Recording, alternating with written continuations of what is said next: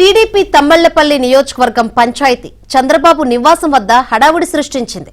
Thammallapalli ticket TDP జయచంద్రారెడ్డికి ఇచ్చింది. అయితే అక్కడ టికెట్ ఆశించిన శంకర్ యాదవ్ అనుచరులు 10 బస్సుల్లో ఉండవల్లిలోని చంద్రబాబు నివాసానికి వచ్చి ఆందోళనకు దిగారు.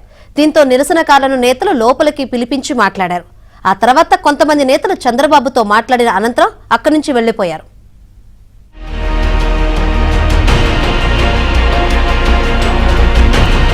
టీడీపీ మొదటి జాబితాలో చిత్తూరు జిల్లా తమ్మళ్లపల్లి టికెట్ ను జయచంద్రారెడ్డికి ఇస్తున్నట్లు ప్రకటించారు. పార్టీ ఇన్ఛార్జిగా ఉన్న శంకర్ యాదవ్ ను తొలగించారు.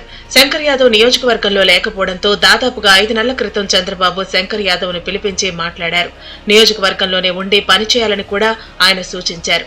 అయితే శంకర్ యాదవ్ నియోజకవర్గంలోని ప్రజలకు అందుబాటులో లేరని టీడీపీకి నివేదికలు అందాయి.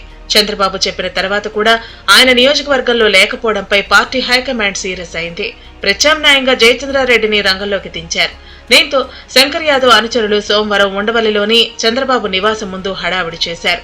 పెట్రోల్ డబ్బాలతో హడావిడి చేయగా పార్టీ హైకమాండ్ సీరియస్ అయింది. ఆ తర్వాత వారందరినీ లోపలకు పిలిపించారు. వీరితో పార్టీ నేతలు కొల్లు రవీంద్ర, నెట్టన్ రఘురాం, కొనకళ్ల నారాయణలను మాట్లాడాలని కోరారు. వీరిలో కొంతమందిని పిలిపించి ఈ 3 నేతలు మాట్లాడారు. జయచంద్రారెడ్డికి టికెట్ ఇస్తే తాము సహకరించబోమని స్పష్టం చేశారు.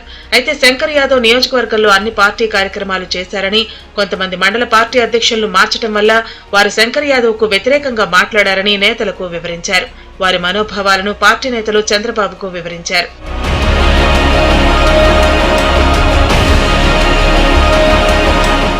అనంతరం వీరందరినీ చంద్రబాబు వద్దకు తీసుకెళ్లారు. వారితో చంద్రబాబు మాట్లాడారు. తాను శంకర్ యాదవ్ కు అనేక సార్లు పిలిపించి చెప్పారని, చివరకు 5 నెలల క్రితం కూడా ఆయనతో మాట్లాడి నియోజకవర్గంలో ఉండాలని సూచించారని గుర్తు చేశారు.